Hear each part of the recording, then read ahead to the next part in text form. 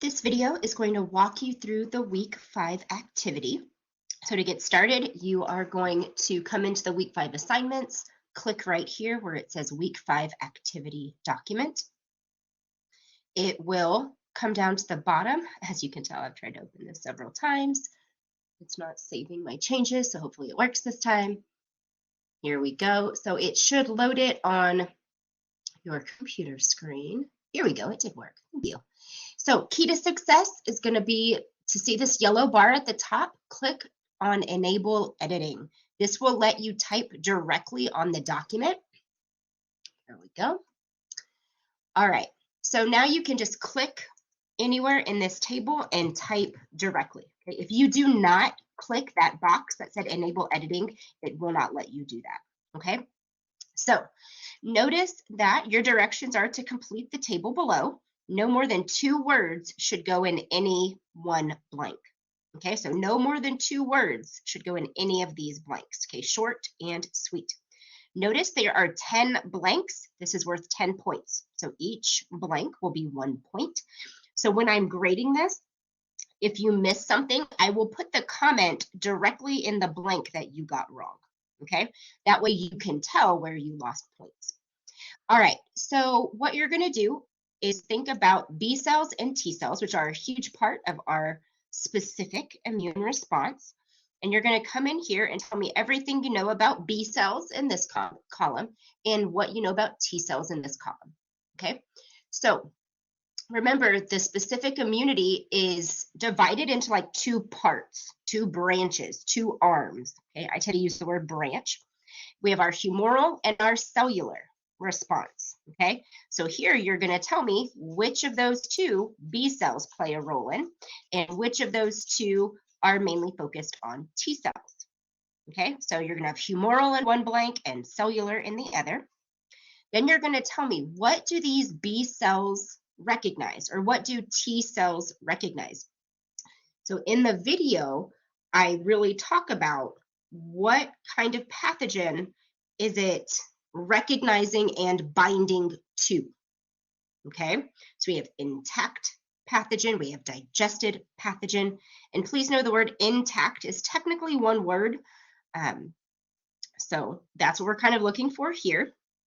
Okay, and at the end of the day, these activated B cells, they release something that help our body, and T cells release something that help our body. Okay, and so you're going to tell me just in one word what each of these cells will release. Then you're going to say what type of pathogen is targeted. Okay, B cells go after one type of pathogen, T cells go after another. And then B cells, when they're completely activated, they differentiate into what type of cell, and T cells differentiate into what type of cell. Okay, and actually now that I think about it, the T cells, there are technically 3 types. So if that one you need 3 words, that's fine. But really what I'm getting at is these differentiated cells release, these molecules. Okay, so these answers are going to be related. As always, if you get stuck on any of this, let me know. Guys, these activities are to help you kind of figure out what exactly you know, what exactly you need to study some more. If they're not meant for you to spend hours and hours on end, especially if you're like, I'm just not sure what you're looking for here, Chelsea, reach out to me. Let's talk about it, okay? The answers should be in the PowerPoint and the videos, but as we all know, right, sometimes it's not as obvious, right? I've been teaching this stuff for a while. I know what I'm looking for when I make this, but that doesn't necessarily mean it's super obvious to you. Okay, so I'm never trying to trip you up. I'm never trying to make you spend hours on one table, okay? So if you're looking at something and you're like, I cannot figure out what you're talking about, please reach out to me. I'm not going to be offended.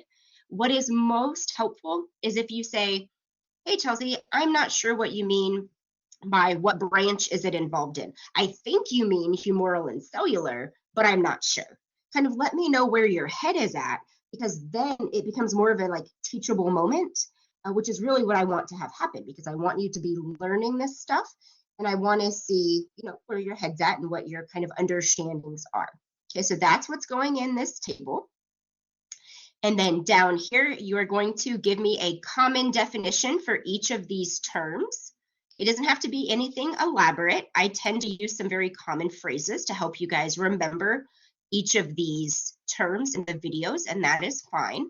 But you need to give me the definition for each and then a picture. Okay, I do not expect you to be an artist. A very quick sketch will work.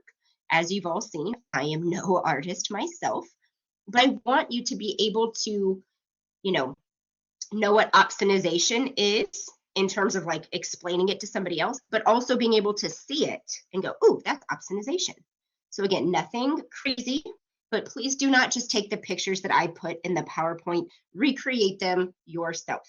Okay, you're going to learn and remember a lot more taking the time to sketch them out yourself rather than pushing copy paste. Okay, so because there are 5 terms and it's worth 5 points, you're going to get half a point for your definition and half a point for your picture. Okay, so that's how you're going to earn your grade on this assignment. All right, y'all, let me know if you have any questions.